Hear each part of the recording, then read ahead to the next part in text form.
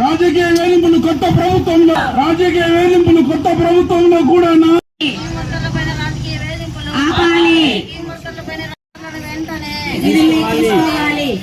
తొలగించిన వర్గాలను వెంటనే స్కీమ్ వర్కర్ల సమస్యలను పరిష్కరించాలి. స్కీమ్ వర్కర్ల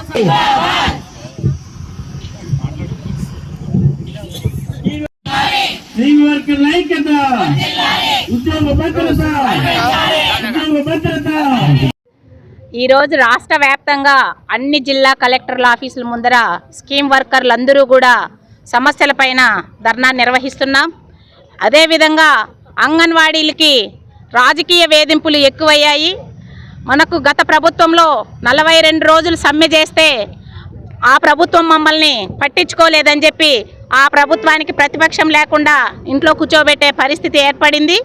ఈ ప్రభుత్వం వస్తే మా సమస్యలన్నీ పరిష్కారం అవుతాయి. ఆ రోజు వచ్చి 42 రోజులు సమ్మె చేస్తా అంటే ఈ ప్రభుత్వంలో ఉన్న ఎమ్మెల్యేలందరూ కూడా వచ్చి మీకు అండగా ఉంటాము, మీ సమస్యలన్నీ పరిష్కారం చేస్తామని చెప్పి మాకు చాలా హామీలు ఇచ్చారు. ఈ రోజైతే ఈ ప్రభుత్వంలో ఉన్న రాజకీయ నాయకులే స్కీమ్ వర్కర్ల పైన వేధింపులు ఎక్కువయ్యాయి. గ్రామాలలో చోటా నాయకులతో చాలా ఇబ్బందులు పడుతున్నారు. అదేవిధంగా సంబేపల్లి మండలంలో నాగరత్న అనే అంగన్వాడీ టీచరు ఆత్మహత్య చేసుకోబోయింది. ఎందుకంటే అక్కడున్న స్థానికంగా ఉన్న చోటా నాయకులు అక్కడ ఒక విలేకరి ఆమెను ఇబ్బంది పెట్టడము, మనస్తాపం చెంది ఆ అమ్మాయి పురుగుల మందు తాగడం కూడా జరిగింది. ఈ విధంగా ప్రభుత్వం రాజకీయ వేధింపులతో మన స్కీమ్ వర్కర్లందరినీ కూడా ఇబ్బంది పెడతా ఉన్నారు. మనస్తాపంతో మన వాళ్ళందరూ కూడా రిజైన్లు చేయడం కానీ చాలామంది విసుగుపోతున్నారు, భయభ్రాంతులకు గురవుతున్నారు. ఇప్పటికైనా ప్రభుత్వం స్పందించి ఈ రాజకీయ వేధింపులు ఆపాలని చెప్పి మేమందరం కూడా ప్రభుత్వానికి హెచ్చరిక చేస్తున్నాం.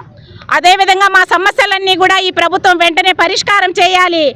చేయని పక్షంలో ఇప్పుడే ప్రారంభమైంది ఈ మా ధర్నాని, మా పోరాటాన్ని ఇంకా ఉధృతం చేస్తామని చెప్పి కూడా ప్రభుత్వానికి మేము హెచ్చరికలు చేస్తున్నాం. చాలాసార్లు ఇప్పటికే ఎమ్మెల్యేలకు, ఎంపీలకు, మంత్రులకు అందరికీ కూడా మా సమస్యల మీద వినతి పత్రాలు ఇచ్చాము. అమ్మా, మీరు లేని మేము లేము, మీరు మాకు బాగా సహకరించారు, మీ కోరికలు, మీ సమస్యలన్నీ కూడా సీఎం దృష్టికి తీసుకుపోతాము అని మా ముందర మాటలు మాత్రము చాలా ఆర్భాటంగా చెప్పారు. ఎన్నికైతే మాత్రం చాలా వేధింపులకు గురి చేస్తున్నారు. ఇప్పటికైనా ప్రభుత్వం స్పందించాలి, మా సమస్యలన్నీ పరిష్కారం చేయాలి, రాజకీయ వేధింపులు ఆపాలని చెప్పి ప్రభుత్వానికి మేము డిమాండ్ చేస్తున్నాం.